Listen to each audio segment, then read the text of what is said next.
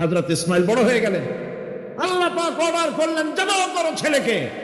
আমার ভাইরা, হযরত ইব্রাহিম আলাইহিস সালামের কথা আল্লাহ পাক কোরআনে কারিমে বলছেন, সবর কারে কয় দেখো, শেখো সবর কারে কয়। আল্লাহ পাক বললেন, ইব্রাহিম তোমার বিবি আর তোমার নবজাতক এই সন্তানকে রেখে আসো মক্কা নগরীতে। তিনি চলে গেলেন, সেখানে ঘর নাই, বাড়ি নাই, কিচ্ছু নাই, চতুর্দিকে ধুধু বালু আর মরুভূমি। হযরতে হাজরা বলছেন, ইব্রাহিম সামান্য পানি আর খাবার দিয়া মার সন্তান শুদ্ধ এখানে রেখে যেতেছো, আমি কি অপরাধ করেছি? কোনো জবাব নাই। দুইবার তিনবার বলার পরে হাজরা বলছেন, ইব্রাহিম গো, তবে কি আমার আল্লাহর হুকুম মতো আমারে রেখে যাচ্ছ নাকি? হযরত ইব্রাহিম আকাশের দিকে আঙ্গুল উঁচু করলেন, কথা বলবেন না। 80 বছর বয়সের সময় একটা বাচ্চা আল্লাহ তারে দিছেন, আর এমন বাচ্চা পয়গম্বরের ছেলে, কি সুন্দর চেহারা, মরুভূমির উপরে ফালাই দিয়ে রওনা হয়ে যাচ্ছেন, মুখ দিয়া কথা সরছে না, আকাশের দিকে দেখালেন। হযরত হাজরা বুঝতে পারলেন। হযরত হাজরা বলেন, ইব্রাহিম কোন চিন্তা নাই, নিশ্চিন্ত মনে বাড়ি ফিরে যাও। আমি আমার আল্লাহর উপরে এতটা ভরসা করি, আল্লাহর হুকুমে যদি আমার এখানে রেখে যেয়ে থাকো, ওই আল্লাহ পাক আমাকে আর আমার কলিজার টুকরা ইসমাইলকে পানিতে আর খাবারে মারবেন না, অবশ্যই তিনি ব্যবস্থা করবেন। ব্যবস্থা হয়ে গেল, ইসমাইল বড় হয়ে গেলেন। আল্লাহ পাক অর্ডার করলেন, জবাই করো ছেলেকে। হযরত ইব্রাহিম আলাইহিস সালাম যখন জবাহের প্রস্তাব করলেন, হযরত ইসমাইল তা আপত্তি করতেন, বাবাজি আমার মায়ের আর আমাকে বাচ্চা অবস্থায় ফেলে গেলেন, খাবার দেন নাই, পড়ার দেন নাই, বছরের পর বছর আমাদের এখানে কাটলো, দেখতেও আসেন নাই, আজ আসছেন জবাব দিতে। এটা কেমন কথা? কি ধরনের বাপ আপনি? এরকম বলছে নাকি? এরকম বলছে। হযরত ইব্রাহিম আলাইহিস সালাম প্রস্তাবটা কিভাবে পারলেন? আল্লাহ পাক কোরআনে কারিমের দৃষ্টান্ত রেখে দিয়েছেন। আল্লাহ পাক বলছেন, হযরত ইব্রাহিম ছেলেকে কলিজার টুকরা, লাডলা, হে আমার কলিজার টুকরা সন্তান, আপনি দেখছি আমি যেন তোমাকে জবাব কি বলো, আমি তো স্বপ্নে দেখছি যে আমি তোমার জবাব করতেছি, এখন তোমার রায় কি, তোমার মত কি? হযরত ইসমাঈল আলাইহিস সালাম শুনিয়া দিলেন দৌড়, নাকি? না, হযরত ইসমাঈল আলাইহিস সালাম ধৈর্যের প্রতীক। তিনি কি কথা বললেন? তার মুখের কথা কোরআন শরীফে আল্লাহ পাক উঠায় দিলেন। হযরত ইসমাঈল, পিতা আপনি যে ব্যাপারে আদিষ্ট হয়েছেন আপনি তা পালন করুন, অবশ্যই আমাকে ধৈর্যধারীদের মধ্যে পাওয়া যাবেন। সুবহানাল্লাহ। এক বর্ণনা এসেছে, হযরত ইসমাঈল বললেন, আব্বাজান আমি ধৈর্যধারীদের ভিতরে আমারে পাবেন, তবে জবাহ করার আগে আমার হাত পাটা একটু বেঁধে নেন, কারণ জবাহের যন্ত্রণায় আপনার গায়ে যদি আমার হাত পা লেগে যায় তো বেয়াদবি হয়ে যেতে পারে। আর আমি বলে আমার জবাহ হয়ে যাওয়ার পর আমার রক্ত মাখা জামা টানিয়া আমার মা হাজেরারে দিবেন, কারণ তাকে মা বলবার মতো আর তো কেউ নাই। হযরত ইব্রাহিম তাকে বাঁধবার জন্য প্রস্তুতি নিলেন। হযরত ইসমাঈল বলছেন, আব্বাজান বাঁধবেন না, বাঁধার প্রয়োজন নাই। বলে কেন? একবার বাঁধতে বললে আবার তুমি নিষেধ করছো কেন? ছেলে বলছেন, আব্বাজান বাঁধবো না এই জন্যে, হয়তো কিয়ামতেই প্রশ্ন উঠতে পারে যে আল্লাহর হুকুমে রাজি ছিল না বলে হাত পা বাঁধা জবাহ করছে, আমি এই সুযোগ দিব না, আপনি জবাহ করেন, আমি এতটুকু নড়াচড়া করব না। ধৈর্যের চরম প্রতীক হযরতে ইসমাঈল আলাইহিস সালাম দেখাই দিয়েছেন ধৈর্য কারে কয়। ইব্রাহিমের তো বুক ফেটে যাচ্ছে, বলতে পারতেছেন না, বুক ফেটে যাচ্ছে, সন্তান স্ত্রী এভাবে ফেলে যাচ্ছে, মুখটা মলিন। হযরত হাজরার হুঁশ এলো। হযরত হাজরা বুঝলেন ইব্রাহিম সাধারণ মানুষ নন, তিনি আল্লাহর নবী, নবীরা আল্লাহর হুকুম ছাড়া কাজ করেন না। বললেন, ইব্রাহিম তুমি তো আমার এখানে রেখে যাচ্ছ, এটা কি আল্লাহর হুকুম? হযরত ইব্রাহিম বলছেন, অবশ্যই অবশ্যই। আর কিছু বলতে পারলেন না, উত্তরে হাজরা চলছে, আমার আল্লাহর হুকুম তাই তোমার রেখে গেলাম। হযরত হাজরা বলেন, ইব্রাহিম মনে কোনো কষ্ট নিও না, কোনো চিন্তা করো না, তুমি নিরাপদে নিশ্চিন্তে বাড়ি চলে যাও, আমিও কোনো চিন্তা করবো না, কারণ আল্লাহর হুকুমে যখন তুমি এখানে রেখে দিতেছ, আমি আমার আল্লাহর উপর এত বিশ্বাস করি যে আমার রব্বুল আলামিন তিনি যখন আমাকে মরুভূমিতে আমার বাচ্চা সুদ্ধা ফেলাই দিতে বলেছেন, আমার আল্লাহ এমন মেহেরবান যে আমার এই কলিজার টুকরা না খাওয়াই আল্লাহ মারবে না।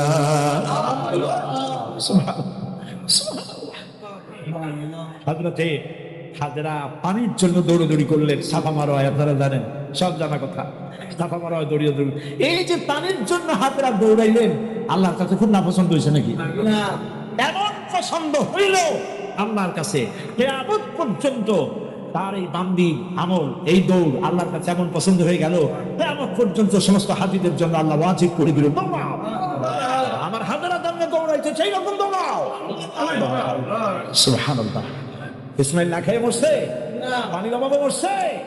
হযরতে জিবরাইলকে আল্লাহ পাঠায় দিলেন, আমার ইসমাইলের পায়ের গুতা যেখানে লাগতেছে তুমি গিয়ে সেখানে পায়ে আঘাত করো। হযরতে জিবরাইল পায়ের আঘাত করলেন, সেখান থেকে পানি ছিটকে বেরিয়ে চলে আসলো। জাম থাম থাম। হযরতে হাজরা এসে দেখেন পানি চিকচিক করতেছে চতুর্দিকে, পানি থামানো যায় না, চতুর্দিকে পাথর দিয়ে বেড়া দিতে, তাও খাবে না।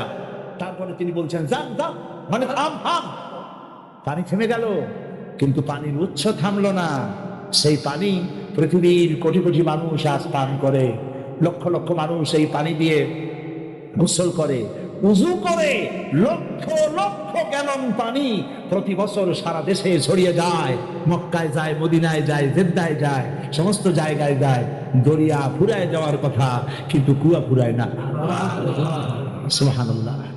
আল্লাহর কুদরত কাকে বলে? এইগুলো কি কপাল পোড়াদের কিসমতে হবে? কপাল পোড়াদের কিসমতে হবে? আল্লাহ পাক ইমানদার মুমিনদের জন্য সমস্ত নিয়ামত রেখে দিয়েছেন। আল্লাহ পাক বলেছেন ফিহি আয়াতুন বায়্যিনাত, অসংখ্য নিদর্শন। এই কাবা আর এই কাবা কেন্দ্রিক আমার অনেক নিদর্শন আছে, তাকায় দেখো কত নিদর্শন। আজ পৃথিবীর কোন শহর নাই নিরাপত্তার শহর যেখানে জীবনের নিরাপত্তা পাওয়া যাবে। আল্লাহ পাক বলেছেন ওমান দাখালাহু কানা আমিনান, যেই ঢুকবে মক্কায় আর মদিনায় সেই নিরাপত্তা লাভ করবে। সুবহানাল্লাহ। আল্লাহ রাব্বুল আলামিন বললেন আসলিম, সারেন্ডার করো। হযরত ইব্রাহিম আলাইহিস সালাম হয়ে গেল সারেন্ডার হয়ে এক পরীক্ষা পাস করলেন, আর এক পরীক্ষায় দুটা পাস করছেন কিনা? সুবহানাল্লাহ। এবার 3 নম্বরের পরীক্ষা, 3 নম্বর। ছেলে এবার বড় হয়েছে, নাদুস নুদুস চেহারা, সুন্দর। সুবহানাল্লাহ। নাদুস নুদুস চেহারা, জ্ঞান। এবার দাও ছেলেকে জবাব দাও। সুবহানাল্লাহ। একটার পর একটা মারাত্মক অগ্নি পরীক্ষা, ছেলের জবাব করো। হযরত ইব্রাহিম আলাইহিস সালাম বলছিলেন আল্লাহ এই রকমের কঠিন পরীক্ষা তুমি আমারে বানাইও না। বলতেন না। আমার মা বোনেরা, আমার ভাইয়েরা লক্ষ্য করেন, হযরত ইব্রাহিম ছেলেকে প্রশ্ন করলেন, তারে বললেন পরিষ্কার আল্লাহ আমাকে অর্ডার করেছেন, স্বপ্নে দেখেছি, আমি তোমাকে জবাব করতেছি, বলো তোমার অভিমত। অভিমত কি? হযরত ইসমাইল বলতে পারতেন আব্বা আপনি আমার বাবা, আমার মায়ের শুদ্ধ করে ভালাই দিয়ে গেছেন, বছরের পর বছর খাবার দেন নাই, পড়ার দেন নাই, খবর নেন নাই, আজকে কোন অধিকারে আপনি আমাকে জবাব করতে এসেছেন? বলতে পারতেন না? তিনি কি তা করেছেন? না। এর নাম মুসলমান। সুবহানাল্লাহ। এর নাম মুসলমান। আল্লাহর হুকুমের সামনে মাথা নত করে দাও। হযরত ইসমাইল কি জবাব দিলেন? হযরত ইসমাইল বললেন আপনি স্বপ্নে যে ব্যাপারে আদিষ্ট হয়েছেন, দেখেন ছোট্ট মানুষ কিন্তু তিনি কথা বললেন না যে আপনি স্বপ্নে যা দেখছেন তাই করেন। তিনি বললেন কি, আপনি স্বপ্নে যে ব্যাপারে আদিষ্ট হয়েছেন আপনি তা পালন করুন। ছেলের এই জ্ঞান হয়েছে আমার আব্বা আল্লাহর পয়গম্বর, আর পয়গম্বরেরা নিজের ইচ্ছায় কিছুই করে না। আল্লাহর হুকুম, আপনি আমাকে ধৈর্যধারীদের মধ্যে পেয়ে যাবেন, আমাকে ধৈর্যধারী পাবেন। আমি ছটফট করবো না, দৌড় দেবো না। তবে আমার আব্বা 3টা কাজ করেন। জবাব করার সময় আমার হাত পা বাঁধেন, যাতে করে জবাহের বেদনায়, যন্ত্রণায় আমার হাত পা আপনার গায়ে লাগলে আমার বেয়াদবি হয়ে যেতে পারে। হাত পা বাঁধবেন। 2 নম্বরে আপনার চোখটা বাঁধবেন ভালো করে, যাতে করে আমার গর্দান দেখলে এখানে ছুরি চালাইতে আপনার কষ্ট হইতে পারে, হাতটা শিথিল হয়ে যেতে পারে। বাপের কাছে ছেলের গর্দান বড় প্রিয়। বাপ তার ছেলেকে কাছে রেখে তার গর্দানের উপরে চুমা খায়, তার কপালে চুমা খায়। আপনার চোখটা বাঁধিয়ে নিয়েন, তাহলে কষ্ট কম হবে। আর 3 নম্বরে আর একটা দাবি আছে। 3 নম্বরে আর একটা দাবি হলো আমার মা হাজেরা জনম দুঃখিনী মা, আমার কোন সন্তান তার নাই, মা বলে ডাকবার মতো। আমাকে জবাই করার পরে আমার রক্ত মাখা জামাটা আমার মায়েরে দিয়া দিবেন, আর বলবেন যেন কান্দাকাটি না করে, কিয়ামতের দিন আল্লাহর দরবারে মায়ের সাথে আমার দেখা হয়ে যাবে। হযরত ইব্রাহিম ছেলের হাত পা বাঁধলেন, নিজের চোখ বেঁধেছেন। আল্লাহর আকাশের ফেরেশতারা তাকায় দেখতেছেন, কি সাংঘাতিক পরীক্ষা! এত বড় পরীক্ষা পৃথিবীর কোনো মানুষকে আল্লাহ রাব্বুল আলামিন করেন নাই। কি কঠিন পরীক্ষা! নিজের ছেলের গলায় ছুরি চালানো বাপের পক্ষে কি সম্ভব? হযরত ইব্রাহিম আলাইহিস সালাম কোরআনে কারীমের মধ্যে রব্বুল আলামিন সুন্দর করে বলেছে, রাজি হয়েছে, ছেলেটারে কাট করিয়া ছুরি ধরছে, ছুরি চালানো শুরু হয়ে গেছে। আল্লাহর কি ইচ্ছা যে ইসমাইল জবাই হয়ে যাক? আল্লাহর ইচ্ছা পরীক্ষা করা। আর ইব্রাহিম আলাইহিস সালাম পরীক্ষার রেজাল্ট জানেন না, ঠিক কিনা? ছেলে জবাই হবে কি হবে না এটা কি জানার? তার জানা আছে জবাই হবেই। শক্তভাবে ছুরি চালাচ্ছেন, কাটে না, গলা কাটে না। এরপরে আল্লাহ রাব্বুল আলামিন আকাশের ফেরেশতারা কাঁপতে এই দৃশ্য দেখে আল্লাহ পাক দুম্বার ব্যবস্থা করে দিলেন।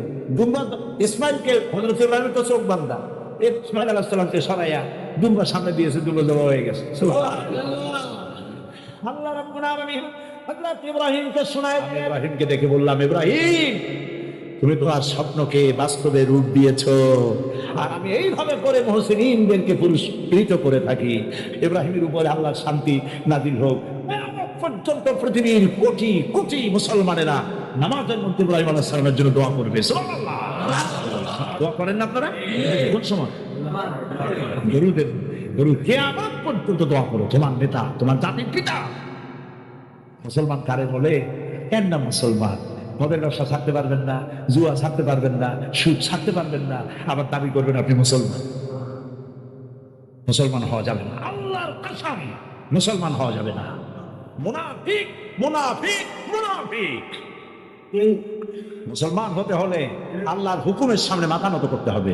যা তিনি বলেছেন সব মানতে, মিথ্যা ছেড়ে দিতে হবে, ওজনে কম দেওয়া যাবে না, খাদ্যে ভেজাল দেওয়া যাবে না, নিজের স্ত্রীকে, নিজের মেয়েকে বেপরদা করা যাবে না, বৈশাখী মেলার নামে নিজেদের মেয়েগুলিকে সৌন্দর্য প্রদর্শনী করে মানুষের সামনে বের করা যাবে না। এর নাম ইসলাম। এর নাম কি? এই ধরনের মুসলমান হইতে পারবো আমরা যে আমার চেহারা করতে হবে আল্লাহ যেভাবে হুকুম করেছেন, রাসূল যেভাবে করেছেন। আমার পা থেকে শুরু করে মাথা, জামা কাপড়, ওঠা বসা, চলা ফেরা সব করতে হবে আল্লাহ যেভাবে বলেছেন, রাসূল যেভাবে করেছেন। আল্লাহ রাব্বুল আলামিন বলেন, হে বিশ্বাসীরা, পূর্ণাঙ্গ রূপে ইসলামের মধ্যে দাখিল হয়ে যাও, একটু আধটু না, সবটুকু। আর খবরদার শয়তানের পদাঙ্ক অনুসরণ। যখন তারা বাপ বেটা দুজনেই আনুগত্যের মস্তককে অবনত করে দিল, হযরত ইব্রাহিম দিলেন, আল্লাহর হুকুমের সামনে মাথা নত করে ছুরি হাতে নিলেন, আর হযরত ইসমাইল পিতার হুকুমের সামনে আল্লাহর হুকুম অনুযায়ী গলাটা পেতে দিলেন। ফালাম্মা আসলামা ওয়া তাল্লাহু লিল জাবিন, গলাটা কাট করে দিলেন। হযরত ইসমাইল বললেন, আব্বা একটি কাজ করুন, আমাকে জবাই করার আগে আমার হাত পা একটু ভালো করে বেঁধে দিন, আর আপনার নিজের চোখটাও একটু ভালো করে বাঁধেন, কারণ আমি আপনার একমাত্র সন্তান। আমাকে জবাই করতে গেলে আমার গলার উপরে যখন ছুরি ধরবেন, আপনার কলিজায় মায়ার উদ্রেক হয়ে যেতে পারে। চোখটা বেঁধে নেন, আর আমার হাত পা বাঁধেন, যাতে করে আমার হাত পা আপনার গায়ে না লাগে। আর আমি মরে যাও, আমি জবাই হয়ে যাওয়ার পর আমার রক্ত মাখা জামাটা নিয়ে আমার মাকে দিয়ে দিবেন, আর বলবেন, ইসমাইলের সঙ্গে কিয়ামতের দিন তোমার সঙ্গে দেখা হয়ে যাবে। হযরত ইব্রাহিম আলাইহিস সালাম ইসমাইলকে বাঁধলেন, নিজের চোখ বাঁধলেন, হযরত ইসমাইলকে জবাই করতে যাবেন। হযরত ইসমাইল বলেন, আব্বা আমার একটা ভুল হয়ে গেছে, আমার হাত পায়ের বাঁধন খুলে দেন। হযরত ইব্রাহিম বাঁধন খুলে দিলেন, আর জিজ্ঞেস করলেন, বাঁধতে বললে আবার খুলতে বললে কেন? হযরত ইসমাইল বললেন, বাঁধার পরে আমার মনের মধ্যে একটা চিন্তা জাগলো, হাত পা বন্ধন অবস্থায় যদি আমারে জবাহ করা হয়, তাহলে না জানি কিয়ামতের ময়দানে এমন প্রশ্ন উঠতে পারে যে ইসমাইল আল্লাহর হুকুমে রাজি ছিল না বলে তার বাবা তার হাত পা বেঁধে জবাহ করেছিল। আমি ইব্রাহিমকে ডেকে বললাম, ইব্রাহিম কাদ সাদ্দাকতা রুয়া, তুমি তোমার স্বপ্নকে বাস্তবে রূপ দিয়েছো। সুবহানাল্লাহ, স্বপ্নকে বাস্তবে রূপ দিয়েছো। ইন্না কাযালিকা নাজজিল মুহসিনিন, এইভাবে মুহসিনিনদেরকে আমি পুরস্কৃত করে থাকি দুনিয়া এবং আখিরাতে। হযরত ইব্রাহিমের নাম যতদিন পর্যন্ত সূর্য পূর্ব দিগন্ত থেকে উদিত হবে আর পশ্চিম দিগন্তে অস্তমিত হওয়ার এই ধারা যতদিন প্রবাহিত থাকবে, যতদিন এই পরিক্রমা জারি থাকবে, ততদিন পর্যন্ত পৃথিবীর জাতি ধর্ম দল মত নির্বিশেষে সকল মানুষের মুখে উচ্চারিত হবে ইব্রাহিম আলাইহিস সালাম। আল্লাহ পাক বলেন, যদি জনপদের লোকেরা দেশের লোকেরা দুইটা কাজ যদি করে, কয়টা কাজ? দুইটা কাজ যদি করে, আমি আল্লাহর উপরে যদি ঈমান আনে আর আমাকে ভয় করার নীতি যদি অবলম্বন করে চলে, তাহলে আমি রব্বুল আলামিন ওই দেশের মানুষের জন্য আকাশ আর জমিনের সব বরকতের দরজা খুলে দেব। এই ওয়াদা কার? আল্লাহ কি ওয়াদা ভঙ্গ করেন? কখন? তিনি কখনো ওয়াদা ভঙ্গ করেন না। সেই আল্লাহ পাকে তিনি বলছেন যে আমার রিস্কের মালিক আমি তোমাদেরকে সুযোগ দিয়েছি, গভর্নমেন্ট তৈরি করো, সরকার বানাও, এবং সরকার বানায়া আমার কোরআন দিয়ে দেশ চালাও। তবে কোরআন দিয়ে যদি দেশ না চালাও, কোরআন শরীফের মধ্যে আল্লাহ অন্যত্র বলেছেন ক্ষমতা দেই, ক্ষমতা দিয়া আমি চুপ বুঝে বসে থাকি না। আল্লাহ কি ঘুমান? বলেন আল্লাহ কি ঘুমান? হযরত মুসা আলাইহিস সালাম একদিন আল্লাহরে বলেন, আল্লাহ তুমি নাকি ঘুমাও না? আল্লাহ পাক বলেন, অবশ্যই ঘুমাই না। তোমার বিশ্বাস হয় না? ওই আল্লাহ অবশ্যই বিশ্বাস হয়, তবে বুঝি না, আমার বুঝি আসে না। যখন তুমি বিশ্বাস করো বুঝে যখন আসে না, তাহলে আমি বুঝাই দেবো। বিশ্বাস না করলেই তো সর্বনাশ, বিশ্বাস না করলে কি সর্বনাশ। ইব্রাহিম আলাইহিস সালাম আল্লাহরে বলছিলেন, রব্বি আরিনি কাইফা তুহিয়াল মাউতা, হায় আল্লাহ তুমি মরারে জিন্দা বানাও কেমনে? আল্লাহ কয় আওয়ালাম তুমিন, বিশ্বাস করো না? হযরত ইব্রাহিম আলাইহিস সালাম বললেন বালা। তিনি নাম বলতে পারতেন, নাম মানে হ্যাঁ, আর বালা মানে দুটো শব্দের অর্থ একরকম না। যদিও ব্যবহারিক পদ্ধতিতে বিভিন্ন জায়গায় দুটো একই অর্থে ব্যবহার হয়, কিন্তু আর্থিক দিক থেকে অর্থাৎ পারিভাষিক দিক থেকে দুটো অর্থ ব্যবহার হয়। হযরত ইব্রাহিম বলতে পারতেন বিশ্বাস করিয়া নাম, তিনি নাম বললেন না। আল্লাহ বললেন আওয়ালাম তুমিন, বিশ্বাস করো না? জবাবে আমার জাতির পিতা কে বললেন? আমার জাতির পিতা। চিল্লায় কোন কে? আমার জাতির পিতার নাম কি? আমার জাতির পিতা বললেন বালা। এর অর্থ কি? হয় নট। কেন নয়? অবশ্যই বিশ্বাস করি না, কিন্তু আল্লাহ আমি যদি দেখতে পারি তাহলে আমার মনটা একটু ঠান্ডা হয়। শোনা কথা দেখা এর মধ্যে একটু পার্থক্য আছে তো। আল্লাহ কয় তাহলে আমি তোমার দেখাবো, বিশ্বাস যখন করছো আমি তোমার দেখাবো। মুসা আলাইহিস সালাম কয় আল্লাহ তুমি না ঘুমাও না? কয় ঘুমাই তো না। তুমি বিশ্বাস করো না? কয় করি। বুঝি না। কয় তাহলে বুঝাই, এক গ্লাস পানি নিয়ে আসো। মুসা আলাইহিস সালাম এক গ্লাস পানি নিয়ে আসলেন। আল্লাহ কয় দাঁড়াই থাকো। গ্লাস একটা নিয়ে মুসা আলাইহিস সালাম দাঁড়ায় আছেন। আল্লাহ মুসারে হুকুম করলেন গ্লাস নিয়ে দাঁড়াও, আর ঘুমেরে কইলেন মুসারে ধর। ঘুম এসে মুসা আলাইহিস সালামের ধরছে। এখন হাত গেছে শিথিল হইয়া, হাতের থেকে গ্লাস পড়িয়া ভাঙ্গা টুকরা টুকরা হয়ে গেল। মুসা আলাইহিস সালাম ভয় পেয়ে গেলেন।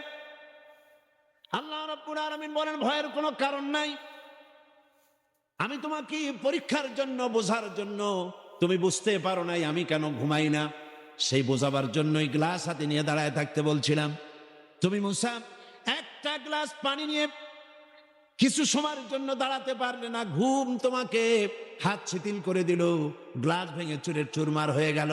আর ওই তামাম বিশাল আকাশ, এই সোলার সিস্টেম, এই পৃথিবীতে আকাশে জমিনে গ্রহ নক্ষত্র সৌররাজি নবমণ্ডল ভূমণ্ডল কুল কায়নাত পুরা সৃষ্টি আমার হাতের মুঠার ভিতরে রয়েছে।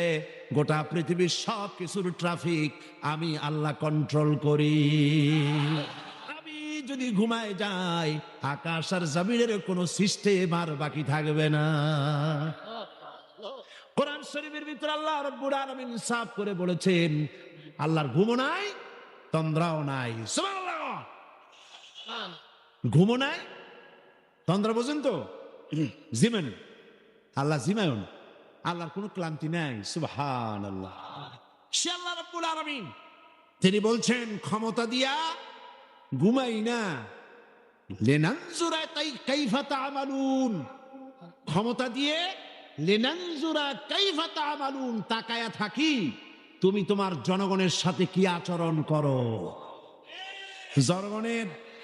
জনগণের ভাগ্য বদলাও না দলের ভাগ্য বদলাও, তাকাইয়া দেখি। সেই আল্লাহ পাক আগের মতো আছেন না উল্টো পাল্টা হয়ে গেছে? আছে কিনা? আয়াতুল কুরসির ভিতরে আল্লাহ ছাড়া কোনো ইলাহ নাই, তিনি চিরজাগ্রত, তিনি চিরঞ্জীব, যেমন ছিলেন তেমন আছেন, তেমন। সুবহান। এখন আল্লাহ পাক কি বলছেন? উদখুলু ফিস সিলমি কাফা। যারা ঈমান আনছো, আমরা ঈমান আনছি কিনা? আচ্ছা, আমি একটু ঈমানদারদের সংখ্যাটা দেখি, কতজন ঈমান আনছি। আলহামদুলিল্লাহ। হাত নামান। আমরা সবাই ঈমানদার, আমরা সবাই কি? তো ঈমানদারদেরকে আল্লাহ পাক বলছেন উদখুলু ফিস সিলমি, পরিপূর্ণরূপে দাখিল হয়ে যাও। কিসের মধ্যে? সিলমের মধ্যে। আত্মসমর্পণ করো, সারেন্ডার্ড হয়ে যাও। আমাদের জাতির পিতা হযরত ইব্রাহিম আলাইহিস সালামকে আল্লাহ রাব্বুল আলামিন অর্ডার করলেন আসলিম, সারেন্ডার কর। আসলিম, সারেন্ডার কর। কাকে বললেন? জাতির পিতাকে। কাকে বললেন? জাতির পিতা হওয়া এত সোজা নয়। গোটা মুসলিম মিল্লাতের পিতা, তাকে পরীক্ষা দিতে হয়, ইমানের পরীক্ষা, হাবিজাবি ফালতুর পরীক্ষা না। কিসের পরীক্ষা? ইমানের পরীক্ষা, আগুনের পরীক্ষা। নিজের কলিজার টুকরা সন্তান আল্লাহকে খুশি করার জন্য জবাব করার পরীক্ষা। এরপরে জাতির পিতা হওয়া যায়। মানুষের উপরে জাতির পিতা চাপাই দিলে জাতির পিতা হয় না। জাতির পিতা আল্লাহ বানান। কে বানায়? চিল্লায় কও, কে বানায়? ওই আল্লাহ পাক বলছেন, আমি ইব্রাহিম আলাইহিস সালামকে বললাম সারেন্ডার করো, মাথা নত করো, আত্মসমর্পণ করো। আমার জাতির পিতা ইব্রাহিম আলাইহিস সালাম একটা প্রশ্ন তুললেন না যে আল্লাহ কোন কোন ব্যাপারে আমি আত্মসমর্পণ করব, কোন কোন ব্যাপারে আমি সারেন্ডার করব, কোনো প্রশ্ন নাই। আমার রব তিনি বলেছেন আসলিম। আমার জাতির পিতা এক সেকেন্ড দেরি না করে সঙ্গে সঙ্গে বলেছেন সারেন্ডার্ড হয়ে গেলাম, আনকন্ডিশন, কোন শর্ত ছাড়াই, বিনা শর্তে, বিনা প্রশ্নে আমার রবের সামনে আমি আমার মাথা নত করে দিলাম। সুবহানাল্লাহ। আল্লাহ তারে গোটা বিশ্বের নেতা বানাবেন, গোটা বিশ্বের কিয়ামত পর্যন্ত মুসলমানদের জাতির পিতা বানাবেন। সেই জন্য আল্লাহ পরীক্ষা নিতে চাইলেন, জাতির পিতা তোমারে বানাবো, তবে তোমার ইমানটা কেমন তা একটু টেস্ট করা দরকার। আল্লাহ টেস্ট করলেন, ফালাই দিলেন আগুনের মধ্যে। আগুনের ভিতরে ফালানো হচ্ছে। হযরত জিবরাইল বলছেন, ইব্রাহিম আমার কাছে সাহায্য চাও, আমি আগুন থেকে তোমারে বাঁচায় দেব, আমার কাছে সাহায্য চাও। চতুর্দিকে লোকেরা দাঁড়ায় দেখতেছে, আগুনের ভিতরে এখনই পড়ে যাবেন। কোন মানুষ এমন আছে এইভাবে করে আগুনে সহজে পড়তে পারে, যিনি জানেন আমি পুড়ে যাব, ওনার পরিণতি কি হবে, আগুনে পড়বেন কি পড়বেন না, তা তো ইব্রাহিম আলাইহিস সালামের জানা ছিল না, ঠিক কিনা? কিন্তু তিনি জিবরাইলের প্রশ্নের জবাব দিলেন, তার প্রস্তাবের জবাব দিলেন। জিবরাইল গো, আমি তোমার কাছে সাহায্য কেন চাইব? আমি তো এমন কোন অন্ধ আল্লাহর ইবাদত করি না যে আল্লাহ তার বান্দার দুঃখ দুর্দশা নিজের চোখে না দেখেন। আমার আল্লাহ তো অন্ধ নন। তবে আমি আগুনে পুড়ে গেলে, আগুনের ভিতরে আমি পুড়ে ভস্ম হলে আমার রব যদি খুশি হয়ে যান, তাহলে আমি আমার রবকে খুশি করার জন্য 1000 বার পড়তে রাজি আছি। ছোট করে পড়ে গেলেন আগুনের ভিতরে। ইমানে তিনি পাস করলেন, ফার্স্ট ক্লাস, ফার্স্ট হয়ে গেলেন ইমানের পরীক্ষায়। আমার আল্লাহ রব্বুল আলামিন ইব্রাহিম দড়ি ছিঁড়ে আগুনের ভিতরে পড়ার আগে রব্বুল আলামিন আগুনের প্রতি নোটিশ করে দিলেন, আগুন আমার ইব্রাহিমের জন্য শান্তিদায়ক ঠান্ডা হ। সুবহানাল্লাহ। শান্তিদায়ক ঠান্ডা হ। এমন ঠান্ডা হইল, আগুন তো জ্বলতেছে, কিন্তু ইব্রাহিমের পশম তো দূরের কথা, গায়ের জামাও পড়ে নাই। সুবহান সুবহানাল্লাহ। এ হলো জাতির পিতা, ইমানের পরীক্ষা। তিনি বলেছেন আসলামতু লিরাব্বিল আলামিন, আমি আমার প্রভুর সামনে মাথা নত করে দিলাম। আল্লাহ আবার পরীক্ষা করলেন, এক পরীক্ষা হলো না, পৃথিবীবাসীর সামনে তোমাকে দেখাতে হবে যে তুমি সত্যি জাতির পিতা হওয়ার যোগ্য। সুবহানাল্লাহ। সবেমাত্র 80 বছর বয়সের সময় ছেলে হয়েছে হযরত ইসমাইল। আল্লাহ রাব্বুল আলামিন অর্ডার করলেন, চলে যাও, এই নবজাতক সন্তান আর তার মাকে নিয়ে মরুভূমির ভিতরে রেখে আসো। কি কত বড় মারাত্মক অর্ডার! সারা জীবনের শেষ প্রান্তে এসে একটিমাত্র কলিজার টুকরা সন্তান পেয়েছেন, বউ আর বাচ্চা সুদ্ধা ফেলে আসতে হবে মরুভূমির মধ্যে। আশ্চর্য কথা, কোনো প্রশ্ন করেন নাই যে আল্লাহ নিষ্ঠুর ওয়াদাটা, এই অর্ডারটা আমার কেন তুমি করলা, আমার উপরে এত বড় কঠিন পরীক্ষা, এ তো আগুনের পরীক্ষার চাইতে আরো মারাত্মক। আমি আমার বাচ্চাকে কেমনে মরুভূমিতে বানায় রেখে আসবো? কোন প্রশ্ন করেন নাই। এখন আল্লাহর ঘর যেখানে মক্কা শরীফে, আল্লাহর ঘরটা যেখানে দাঁড়িয়ে আছে, এইখানে হযরত ইব্রাহিম আলাইহিস সালাম তার ছেলেকে আর স্ত্রীকে রেখে এলেন। হযরত হাজরা বলেন, ইব্রাহিম আমাকে যেখানে রেখে যেতেছ, এর কারণটা কি? আমি কি অপরাধ করেছি কোন কারণে আমার নবজাতক সন্তান শুদ্ধ এখানে তুমি রেখে যেতেছ? কোনো জবাব নাই। আবার জিজ্ঞেস করলেন, কেন রেখে যেতেছ? কোনো জবাব নাই। তৃতীয়বারে হযরত হাজরা বুঝতে পারলেন তার স্বামী আল্লাহর পয়গম্বর, আল্লাহর নির্দেশ ছাড়া কোনো কাজ তিনি করবেন না। তিনি প্রশ্ন করলেন, ইব্রাহিম এটা কি আল্লাহর হুকুম নাকি? হযরত ইব্রাহিম বললেন, হাজরা গো, আল্লাহ পাকের হুকুমেই আমি তোমাকে রেখে গেলাম। আকাশের দিকে আঙ্গুলটা উঁচু করলেন, আবেগে ভারাক্রান্ত হয়ে গেলেন হযরত ইব্রাহিম আলাইহিস সালাম। হযরত হাজরা বললেন, ইব্রাহিম কোনো চিন্তা নাই, আল্লাহ পাক যখন হুকুম করেছেন নিশ্চিন্ত মনে তুমি বাড়ি ফিরে যাও। আমি আমার আল্লাহর উপরে এতটা নির্ভরশীল, এই মরুভূমি যেখানে পানি নেই, খাবার নাই, গাছ নাই, পালা নাই, ঘর নাই, মানুষ নাই, জন নাই, আমি আমার আল্লাহকে এতটা বিশ্বাস করি, এই মরুভূমির ভিতরে, তৃণহীন পানিহীন মরুভূমির ভিতরে আল্লাহ রব্বুল আলামিন আমাকে আর আমার ইসমাইলকে না খাওয়াইয়া মারবেন না। পরীক্ষা কাহাকে বলে? হযরত ইব্রাহিম আলাইহিস সালাম চলে গেলেন, একবার ফিরেও তাকান নাই। সুবহানাল্লাহ কইতে পারলেন না। এখানে পরীক্ষা শেষ হলো না। ছেলে একটু বড় হয়েছে, দৌড়াতে পারে, জ্ঞান বুদ্ধি কিছুটা হয়েছে। আল্লাহ পাক অর্ডার করলেন, যাও এইবার ছেলেকে জবাহ করো। এ পরীক্ষা আগুনের পরীক্ষার চাইতে সহজ নাকি? সুবহানাল্লাহ। জাতির পিতা হযরত ইব্রাহিম আলাইহিস সালাম একবারের জন্য বলেন নাই, রব্বুল আলামিন এত বড় কঠিন হুকুম আমি কিভাবে পালন করব, তুমি আমার প্রতি দয়া করো, আমাকে শক্তি দাও, সাহস দাও। কিচ্ছু বলেন নাই, হুকুম হয়েছে, চলে গিয়েছেন। ছেলেকে কাছে ডেকে বললেন, ইয়া বুনাইয়া, হে আমার কলিজার টুকরা সন্তান, আমি স্বপ্নে দেখেছি আমি যেন তোমাকে জবাহ করছি। ফানজুর মাযা তারা, এখন তুমি বলো তোমার মত কি, তোমার রায় কি? হযরত ইসমাইল আলাইহিস সালাম বাপ পয়গম্বর, ছেলেও কি পয়গম্বর হয়ে যাবেন। ছোট্ট ছেলে হযরত ইসমাইল বলছেন, হে আমার পিতা, হে আমার সম্মানিত পিতা, ইফআল মা তুমার, আপনি সেটাই করুন যেটার প্রতি আপনি আদিষ্ট হয়েছেন। ওই বাচ্চা ছেলে বুঝতে পেরেছে আমার পিতার স্বপ্ন স্বপ্ন নয়, নবীদের স্বপ্ন ওহীর সমান। ইয়া বাতি ফাল মা তুমার, আল্লাহ পাক আপনাকে যে আদেশ করেছেন আপনি তা পালন করুন। সাতাজিদুনি ইনশাআল্লাহু মিনাস সাবিরিন, অবশ্যই আপনি আমাকে ধৈর্যধারীদের মধ্যে পাবেন। সুবহানাল্লাহ। এই পরীক্ষাও হযরত ইব্রাহিম আলাইহিস সালাম পাস করলেন না, করেন না? করছেন কিনা? আল্লাহ পাক বলছেন, দেখো ব্যাপারটা কি হলো।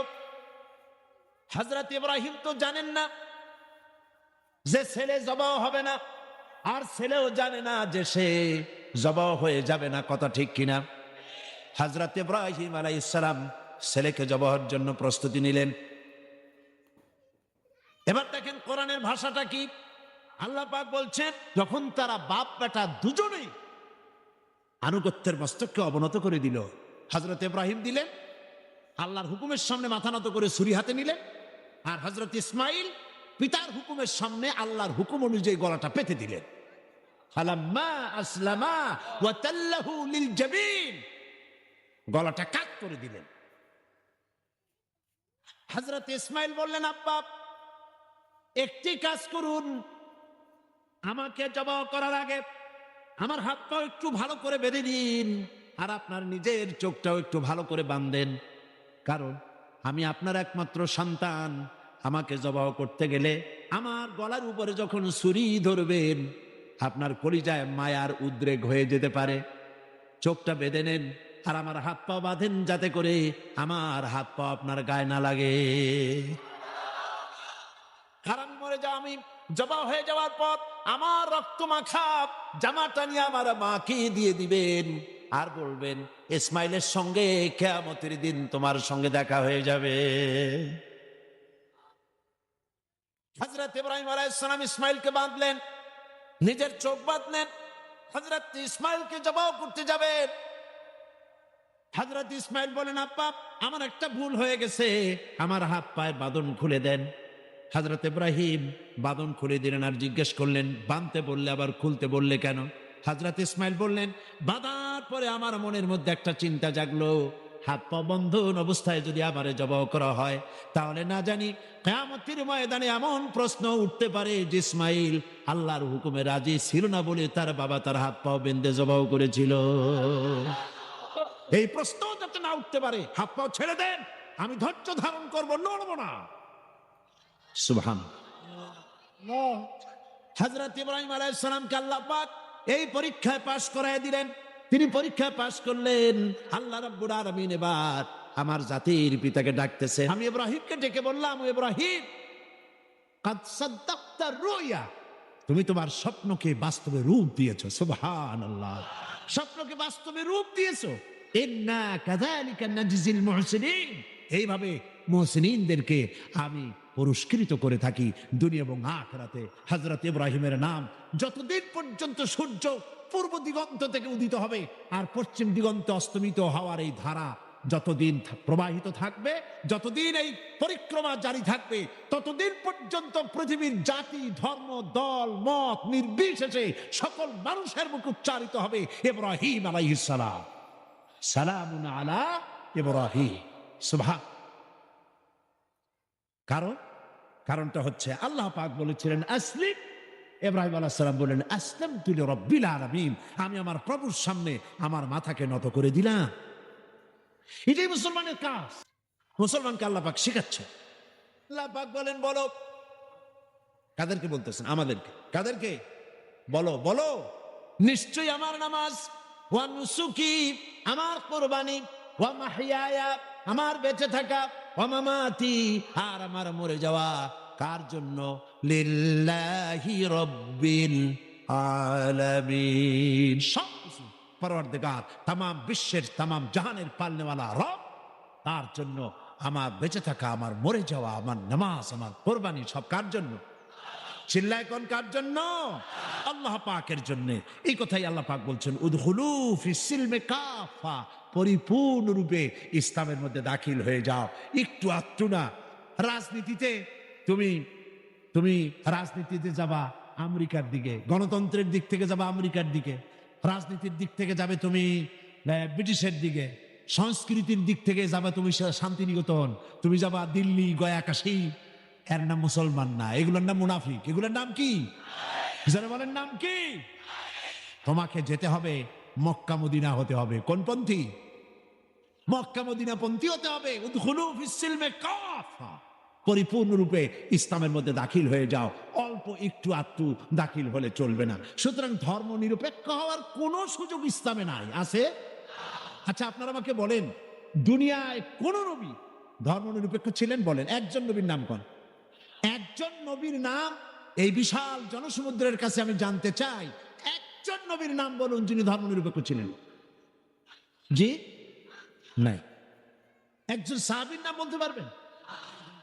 তাম পৃথিবী সমস্ত আলেম, ওলামা, পীর, বুজুর্গ, মুহাদ্দিসিন, মুফাসসিরিন, মুহাক্কিকিন সব একমত, ধর্ম নিরপেক্ষ মতবাদ একটি কুফরি মতবাদ। এই মতবাদ আল্লাহর নয়, এটা শয়তানের তৈরি। এটা কার তৈরি? আর ইসলামটা কার? আল্লাহর। ধর্ম নিরপেক্ষতা কার? ধর্মের ব্যাপারে নিরপেক্ষ আপনি হতে পারেন না। নিরপেক্ষতাও একটা পক্ষ, নিরপেক্ষতাও একটা পক্ষ। ওরা সরাসরি বলে না, সাহস নাই সেই জন্য বলে না। কি বলে না? ঠিক তো আন্দাজে কইলেন, আগে না শুনবেন। সরাসরি বলে না, কারণ এদেশে মুসলমান বেশি, সেই জন্য সরাসরি বলে না আল্লাহ নাই, ওইটা বলতে পারে না। বলে যে আল্লাহ আছে, তবে তাদের জায়গাটা একটু সীমাবদ্ধ। কোথায়? এই জাতীয় মসজিদ বাইতুল মুকাররম, তাও তার পাশে যে ফাউন্ডেশন আছে ও দূর আর যাবে না। বাইতুল মুকাররম মসজিদ, অন্যান্য মসজিদগুলি, মসজিদ, খানকা, মাদ্রাসা, এতিমখানা, এর মধ্যে আল্লাহ এবং রসুলকে রাখা হয়েছে। আর বাকি আমার জীবনের বিস্তীর্ণ অঙ্গনে অর্থনীতি, সমাজনীতি, রাজনীতি, স্বরাষ্ট্রনীতি, পররাষ্ট্রনীতি, আমার সেক্রেটারিয়েট, আমার ক্যান্টনমেন্ট, আমার পার্লামেন্ট, এসব জায়গাগুলি আল্লাহর উপরে 140 ভোট করা হয়েছে। রাসূলের প্রতি 140 ভোট চালু করা হয়েছে। এখানে 144 ধারা, আল্লাহও ঢুকতে পারবে না, রসুলও ঢুকতে পারবে না। আল্লাহ রসুলকে দুইটা ভাগ করা হয়েছে। আমার নামাজ, রোজা, হজ, যাকাত আল্লাহর কথা মতো, আর আমার অর্থনীতি, সমাজনীতি, রাজনীতি এগুলি হবে আমার নিজের চিন্তা মতো। এই চিন্তা যারা করেন তারা মুসলমান নন, মুসলমান নন, মুসলমান নন, অবশ্যই মুনাফিক। অবশ্যই কি? এবার দেখেন আল্লাহ কি বলেন। আমরা তো আন্দাজে কথা বলি না, আমরা কি আন্দাজে কথা বলি? আমাদের দলিল কি? জোরে কর না, দলিল কি? আমার নবী বলেছেন, মান ক্বালা বিহি সাদাকা। আমার কোরআন, আমার আল্লাহর কোরআন দিয়া যারা কথা বলে, মান ক্বালা বিহি সাদাকা, কোরআন দিয়ে যারা কথা বলে তারাই সত্য কথা বলে। কারণ কোরআন হলো আল্লাহর কিতাব, আল্লাহর চাইতে সত্যবাদী আর কে হতে পারে? আল্লাহ পাক বলছেন, আফাতুমিনুনা বিবাদিল কিতাবি ওয়া তাকফুরুনা বিবাদ। তোমরা আল্লাহ পাকের কিছু কথাকে মানবে আর কিছুকে করবে অস্বীকার। এটাই তো ধর্মনিরপেক্ষতাবাদীদের কাজ, ঠিক কিনা? তারা নামাজ, রোজা, হজ, যাকাত করে কার কথা মতো? বলেন না কার কথা মতো? কিন্তু অর্থনীতি, সমাজনীতি, রাজনীতি এগুলি আল্লাহর কথা মতো করে না।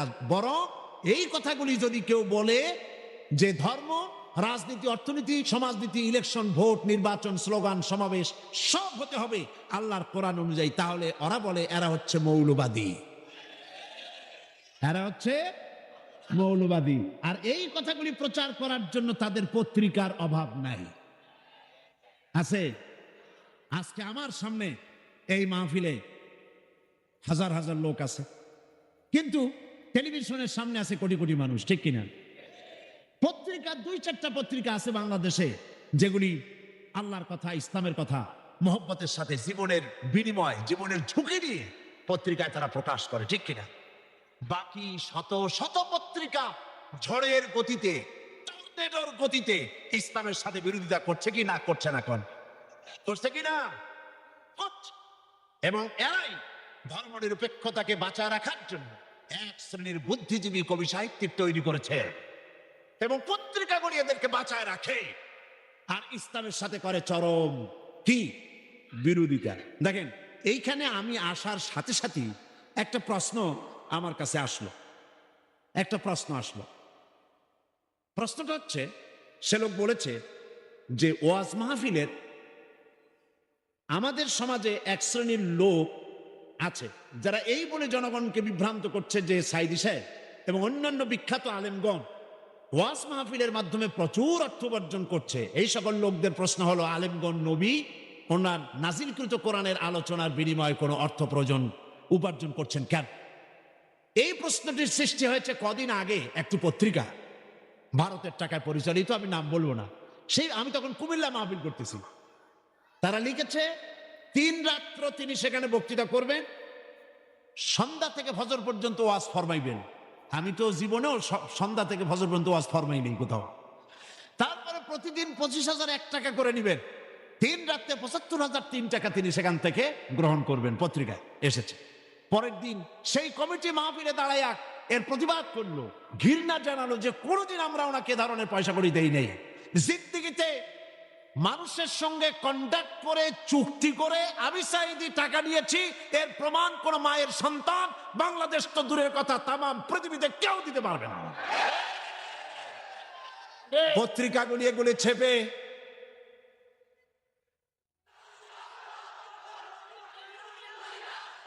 একটাই নমুনা দেখুন,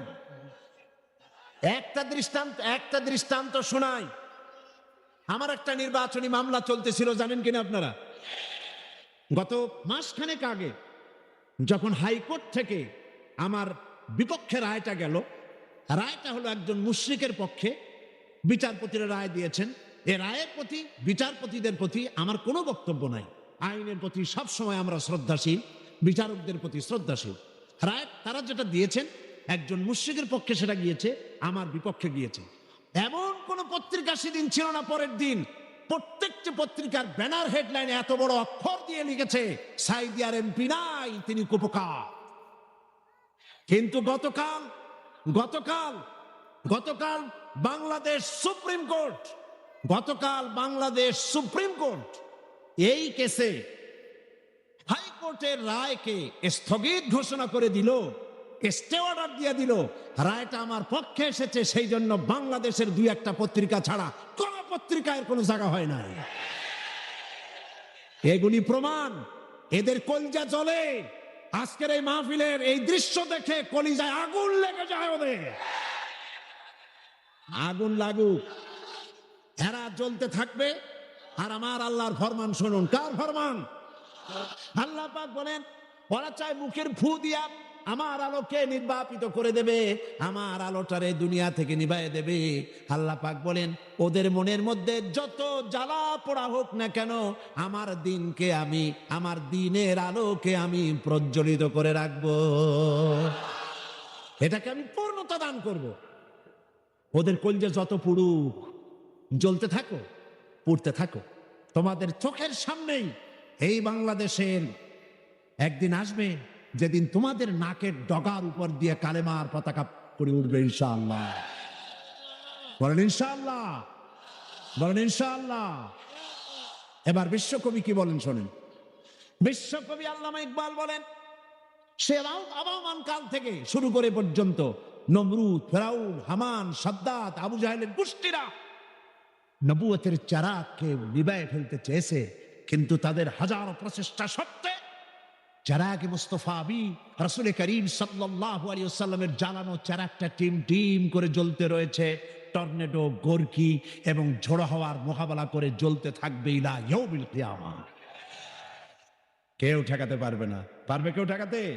কেউ ঠেকাতে পারবে না। সুতরাং কোরআন শরীফের কিছু কথা মানবেন আর কিছু কথা মানবেন না, এটার নাম হচ্ছে মুনাফিকি। এটার নাম মুনাফিক। জীবনের সকল ক্ষেত্রে মানতে হবে কার কথা? আল্লাহর কথা। ধর্ম নিরপেক্ষতার অর্থই হলো ধর্মহীনতা। এই ধর্ম নিরপেক্ষতায় যারা বিশ্বাসী, তারাই 1972 সনে বাংলাদেশের সবগুলি ইউনিভার্সিটির মনোগ্রাম থেকে ইকরা বিস্মি রাব্বিকাল্লাযী খালাক রাব্বি জিদনি ইলমা কোরআনের আয়াতকে তারা তুলে ফেলেছিল। যারা এই ধর্ম নিরপেক্ষতায় বিশ্বাসী, তারাই সালিমুল্লাহ মুসলিম হলের মুসলিম শব্দ মুছে ফেলে দিয়েছিল। এই তারাই নজরুল ইসলাম কলেজের ইসলাম শব্দ তুলে ফেলে দিয়েছিল। এই তারাই নিজেদের দলের নামের ভেতর থেকে মুসলিম শব্দটি একটি বিশেষ ধর্মীয় গোষ্ঠীর ভোট পাওয়ার জন্য নিজের দলের নাম থেকে মুসলিম শব্দ বিসর্জন দিতে কুণ্ঠাবোধ করে না। সুতরাং ধর্ম নিরপেক্ষ মতবাদ শয়তানের আবিষ্কার। কার আবিষ্কার? ওরা 2টা আয়াত পেয়েছে কোরআন শরীফ থেকে, 2টা আয়াত। ওরা বলে ধর্ম নিরপেক্ষতাবাদের কথা তো কোরআন শরীফই আছে আর বুখারী শরীফও আছে। আয়াত কই বুখারী শরীফে আছে লাকুম দীনুকুম ওয়ালিয়া দ্বীন। নাউযুবিল্লাহ। আল্লাহর কোরআনের আয়াত নিয়ে ঢুকাইছে কিসের মধ্যে? বুখারীর মধ্যে। লাকুম দীনুকুম ওয়ালিয়া দ্বীন মানে কি? লাকুম দীনুকুম ওয়ালিয়া দ্বীন অর্থ তারা করেছে যে যার ধর্ম তার কাছে। এটা ধর্ম নিরপেক্ষবাদের কথা। তোমরা বাঙ্গালকে হাইকোর্ট দেখাতে চেষ্টা করো, কোরআন পড়তে জানো? লাকুম দিনুকুম বানান করে কেমনে তা জানো? এটা নাজিল হয়েছে কোন প্রেক্ষাপটে তা কি জানো? সুতরাং যা জানো না সে বিষয়ে কথা বলতে এসো না। আমি যদি মেডিকেল সায়েন্স না জানি, আমি যদি চিকিৎসা বিজ্ঞান না জানি, আমি যদি ওষুধপত্রের খোঁজ খবর না রাখি, তাহলে কোনো ডাক্তারের প্রেসক্রিপশনের উপরে কথা বলা আমার ধৃষ্টতা, ঠিক কিনা?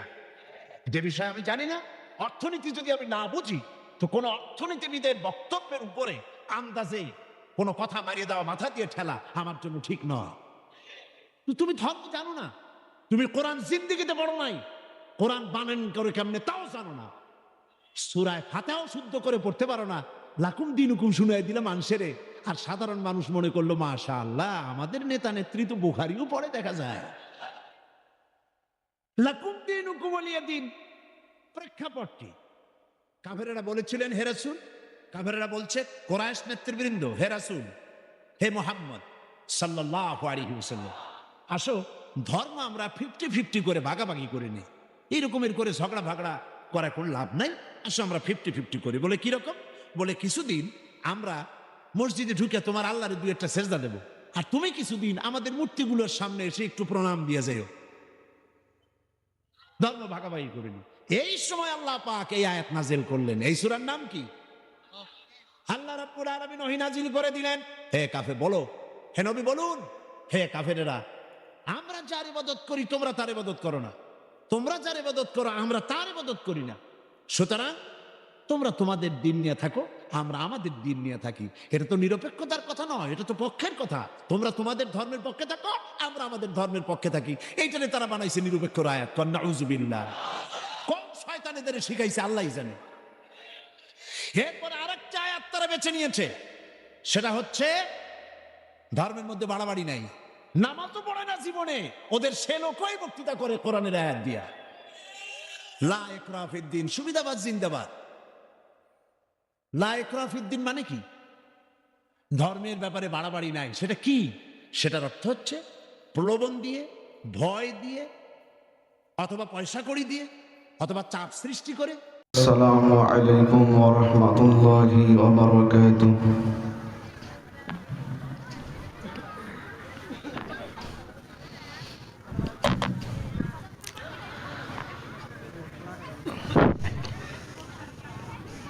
লাগা দেবো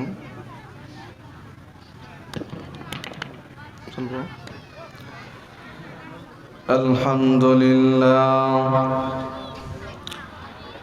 আলহামদুলিল্লাহ নাহমাদুহু ওয়া নাস্তাঈনুহু ওয়া নাস্তাগফিরুহু ওয়া নু'মিনু বিহি ওয়া নাতাওয়াক্কালু আলাইহি ওয়া নাউযু বিল্লাহি মিন শুরুরি আনফুসিনা ওয়া মিন সাইয়্যাতি আ'মালিনা।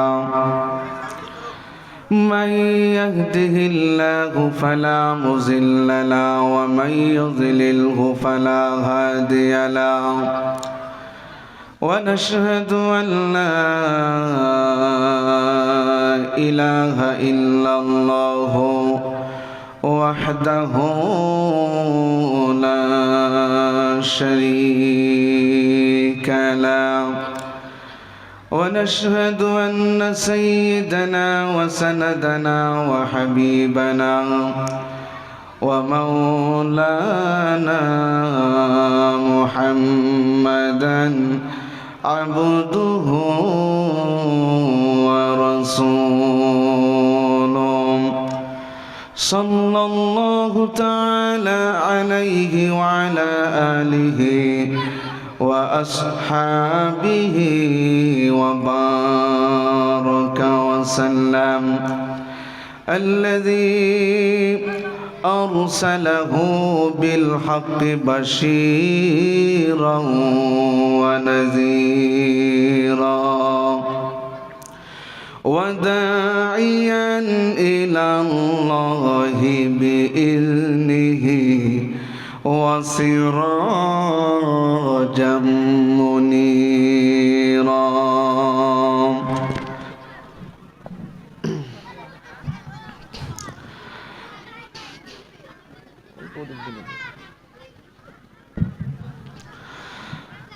أما بعد فأعوذ بالله من الشيطان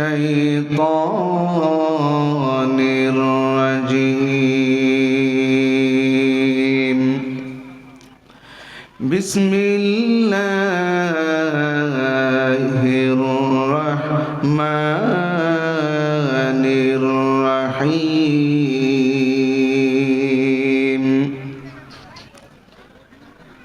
الحمد لله رب العالمين الرحمن الرحيم مالك يوم الدين إياك نعبد وإياك نستعين اهدنا الصراط المستقيم صراط الذين أنعمت عليهم غير المغضوب عليهم ولا الضالين